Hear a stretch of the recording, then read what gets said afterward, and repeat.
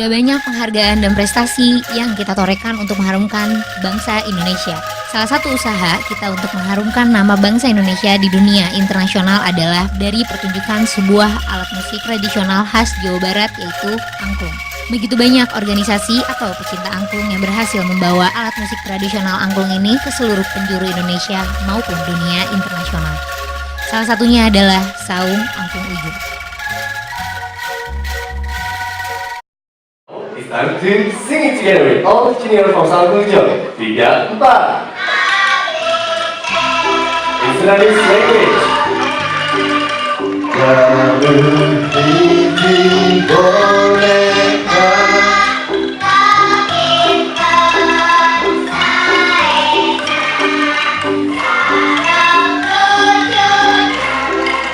Saung Angklung Ujo ini berada di kota Bandung, Jawa Barat. Didirikan pada tahun 1966 oleh Ujo Ngalagena dan istrinya Uum Sumiati dengan maksud untuk melestarikan dan memelihara seni dan kebudayaan tradisional Sunda. Tetapi, apa sebenarnya menginspirasi Ujo untuk membuka Saung Angklung Ujo ini? Jadi sebenarnya Pak Ujo ini guru olahraga yang hobinya main musik. Nah, dia karena hobi itu dia suka berguru ke banyak guru. Salah satunya adalah ada yang Sutigna yang memodifikasi angklung. Setelah dia melihat peluang, akhirnya dia memutuskan berhenti untuk jadi guru dan membuka sanggar. Pertamanya dia membuka produksi angklung. Jadi dia hanya memproduksi angklung. Jadi produksi angklung terus dijual. Dia melihat peluang bisnisnya lebih besar daripada hanya menjadi guru. Nah, akhirnya dia memutuskan untuk jadi pembuat angklung di sini pada suka. Saat ini, Saung Angklung Ujo menjadi tempat workshop kebudayaan yang merupakan tempat pertunjukan, pusat kerajinan tangan dari bambu, dan workshop instrumen musik dari bambu. Saung Angklung Ujo pun mempunyai tujuan sebagai laboratorium pendidikan dan pusat belajar untuk memelihara kebudayaan Sunda dan khususnya angklung. Setiap harinya, selain untuk membuat alat musik bambu, tetapi banyak kegiatan rutin yang dilakukan di Saung Angklung Ujo. Nah, kalau kegiatan yang rutin, kita ada pementasan rutin. Setengah 4 sampai jam 5 itu untuk pertunjukan sore. Paket pertunjukan biasanya yang datang itu turis-turis asing. Tapi selain pertunjukan sore itu tidak menutup kemungkinan ada pertunjukan di pagi, siang, atau malam berdasarkan kebutuhan dari pengunjungnya. Nah, kadang-kadang kita juga menerima permintaan pertunjukan di luar Saung. Tak heran apabila Saung Angklung Ujo ini telah dikenal di Indonesia maupun internasional, karena Saung Angklung Ujo ini bekerja sama dengan Departemen Luar Negeri. Saung Angklung Ujo ini menjadi alat diplomasi seni yang digunakan Departemen Luar Negeri untuk memperkenalkan Indonesia ke seluruh penjuru dunia.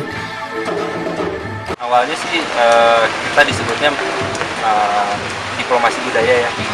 Jadi diplomasi dengan alatnya itu kesenian. Kepro itu menggunakan seni, salah satunya Saung Angklung Ujo untuk ngirimin tim dan ngajarin kesenian tradisional Indonesia ke beberapa negara yang merasa perlu untuk didekati gitu. Dan akhirnya mereka setelah kita datang, mereka merasa lebih attach sama Indonesia karena kesenian itu.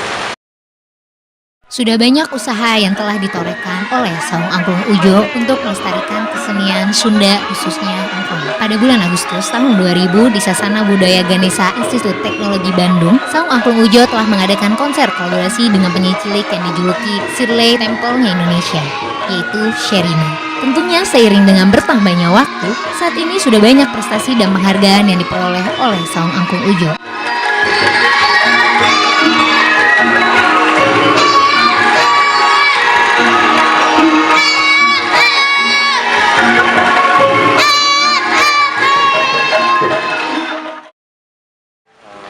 Yang terakhir waktu itu tahun 2007 kita dapat penghargaan Muri untuk main angklung dengan peserta terbanyak di Unpad. Dan tahun 2011 kemarin pertengahan kita dapat penghargaan dari Guinness Book of Record karena kita main angklung untuk 50 orang di Amerika. Itu main angklung dengan peserta terbanyak di luar Indonesia. Kira gitu aja Mas, terima kasih atas waktunya untuk berbagi sama kita. Ya, terima kasih banyak Mas.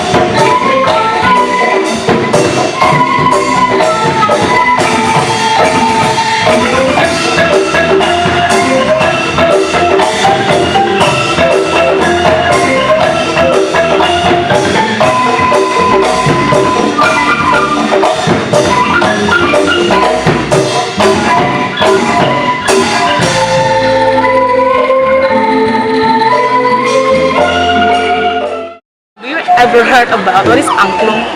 Yes, I know what it's meant, Yes. but I never heard about it. So you never playing the angklung before? No, I didn't. Only for this time, you just heard about the angklung and the live Yes, right. performance. What do you think about angklung?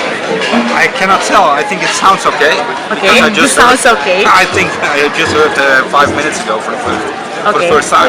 Are you curious about the angklung performance or not? Yes, I'm curious. Curious. Yeah, Why are you feeling so curious about this angklung before? yeah, because it's something special from Something Indonesia. special. What do you think makes you think that this is special? Because I never heard about it before. Oh, because you never heard before. Yeah. Okay. And I think it's because it's traditional. This morning we have seen a guy making this instrument. This morning. Yeah. Sangat bangga dan saya juga bangga kepada Bang Ujo. Dia bisa menciptakan dari bambu yang tanaman liar bisa menjadi musik tradisional yang sangat membanggakan Indonesia dan sekarang sudah go internasional. Dan juga angklung itu tidak hanya musik untuk private tapi bisa untuk kebersamaan. Yang main bukan saja dari untuk remaja tapi dari mulai anak-anak sampai orang-orang tua bisa main bersama sehingga kita bisa happy ya, bisa kebersamaan dan merasa damai. Itu menurut saya. Dan saya bangga dengan ini Saung Mang Ujo. Harus bagus lagi dipertahankan.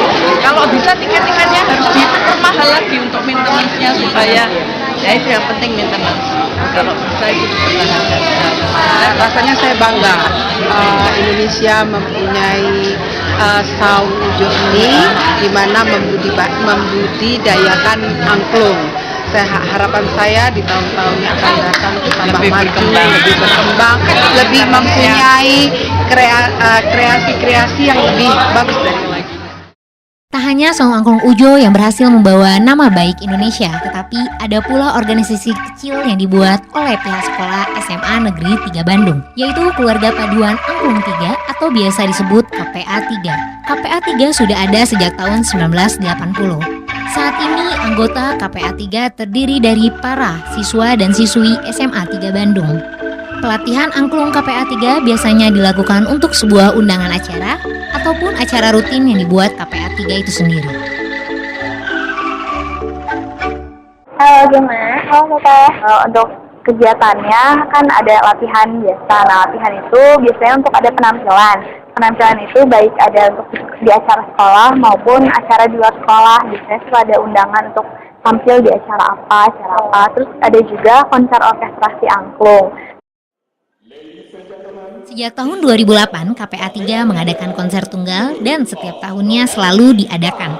Konser tunggalnya KPA 3 disebut konser orkestrasi angklung dan konser versi mininya yang disebut Angklung Evening Concert atau EVC. Jika KOA dan EVC adalah konsernya KPA 3 yang dilakukan di dalam negeri, maka konser EXA atau Expand of Angklung di Eropa dan konsernya di Singapura adalah konser internasionalnya KPA 3.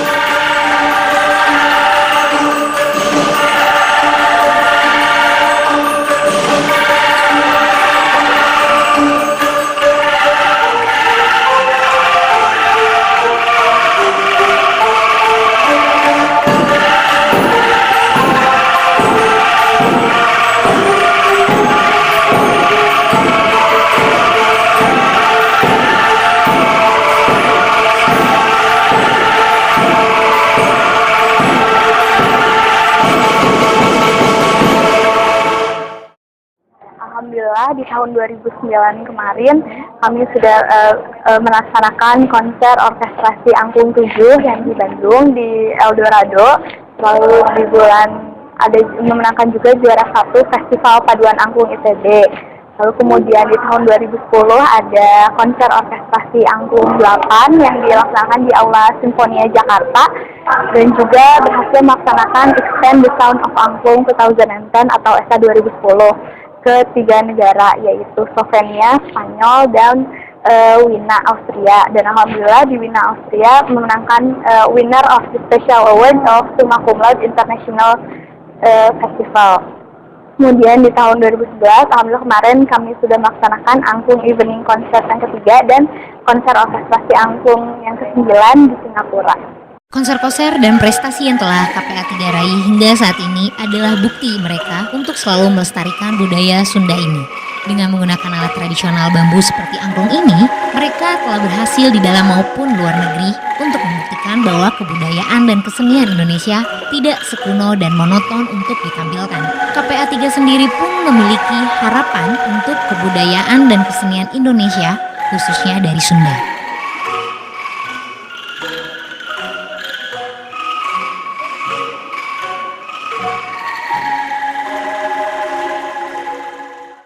Saya ya mudah-mudahan angklung ini walaupun mungkin banyak yang beranggapan tradisional, tapi kan kalau bisa semakin mendunia, semakin dikenal karena sudah banyak bukti bahwa angklung itu diterima di luar dan juga tidak sesederhana yang orang-orang bayangkan gitu.